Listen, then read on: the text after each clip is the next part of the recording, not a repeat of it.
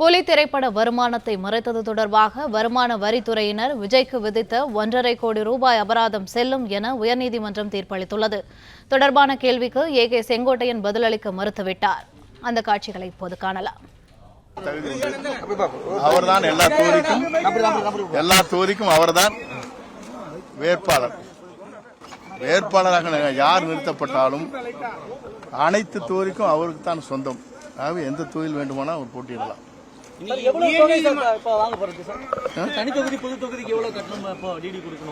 இதுக்கு 10,000, அதுக்கு 5,000. புகார்ல 1.5 கோடி ரூபாய்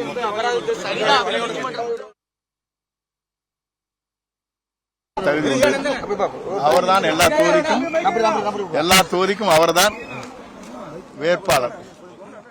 வேட்பாளராக யார் நிறுத்தப்பட்டாலும் அனைத்து தொகுதிக்கும் அவருக்கு தான் சொந்தம். ஆகவே எந்த தொகுதியில் வேண்டுமானால் அவர் போட்டியிடலாம்.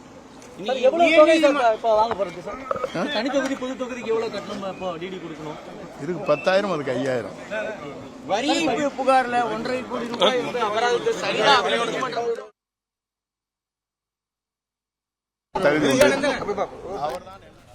இதுகுறித்த கூடுதல் விவரங்களை எமது செய்தியாளர் யுவராஜ் வழங்க கேட்கலாம். வணக்கம் யுவராஜ், விவரங்கள் என்ன? வணக்கம். சென்னை பனையூரில் இருக்கக்கூடிய தமிழக வெற்றி கழகத்தினுடைய அலுவலகத்தில் இன்று வேட்பாளர் விருப்ப மனுக்கள் தொடர்பான அந்த படிவமானது வழங்கப்பட்டு வருகின்றது. ஏராளமான தமிழக வெற்றி கழகத்தினுடைய தொண்டர்களும் நிர்வாகிகளும் இந்த படிவத்தை பூர்த்தி செய்து அந்தந்த தொகுதியின் சார்பில் போட்டியிடுவது தொடர்பான அந்த பணியானது இன்று பனையூரில் இருக்கக்கூடிய அலுவலகத்தில் நடைபெற்று வருகின்றது.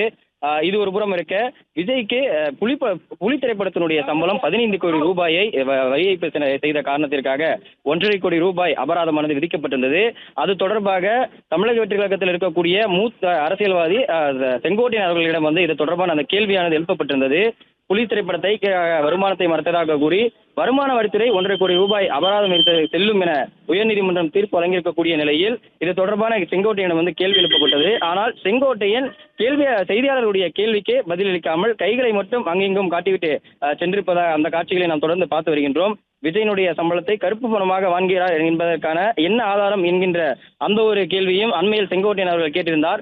தொடர்ந்து தமிழக வெற்றி கழகத்தின் சார்பில் நடக்கக்கூடிய பல செய்தியாளர் சந்திப்பில் இது தொடர்பாக செங்கோட்டையன் பதிலளித்து வந்திருக்கக்கூடிய நிலையில் விஜய் கருப்பு பணமாக சம்பளத்தை வாங்குகிறார் என்பதற்கு என்ன ஆதாரம் இருக்கின்றது என்கின்ற அந்த ஒரு கேள்வியையும் செய்தியாளர் சந்திப்பில் வைத்திருந்தார். அந்த வகையில் இன்று சென்னை உயர்நீதிமன்றத்தில் அவர் 1.5 கோடி ரூபாய் அபராதம் செலுத்த வேண்டும் எனவும் 15 கோடி ரூபாய் சம்பளமானது மறைக்கப்பட்டிருப்பது என்பது தொடர்பான அந்த உத்தரவையும் சென்னை உயர்நீதிமன்றம் தெரிவித்திருக்கக்கூடிய நிலையில் இது தொடர்பாக செங்கோட்டையன் அவர்களிடம் இந்த கேள்வியானது வைக்கப்பட்டிருந்தது. விஜய்க்கு இது போன்று 1.5 கோடி ரூபாய் அபராதம் விதித்திருக்கின்றது, இது தொடர்பாக உங்களுடைய கருத்து என்ன என்ற அந்த கேட்ட கேள்விக்கு விவரங்களுக்கு நன்றி யுவராஜ். பிளே ஸ்டோர் மற்றும் ஆப் ஸ்டோரில் இருந்து பாலிமர் செயலியை QR கோடு மூலம் பதிவிறக்கம் செய்யுங்கள். செய்திகளை உடனுக்குடன் பெறுங்கள்.